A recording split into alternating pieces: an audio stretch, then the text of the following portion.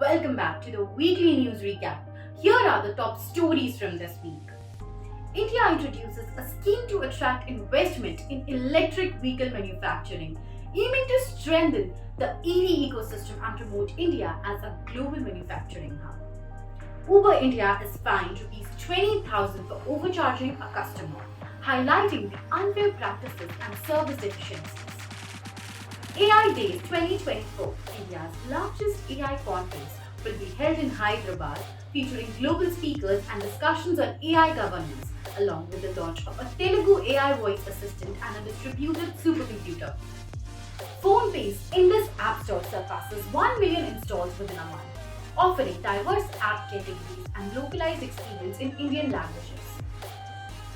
NATGRID in India gathers facial data for over 105 crore individuals, enhancing law enforcement agency capabilities in preempting criminal and terrorist activities through data analytics and technology integration.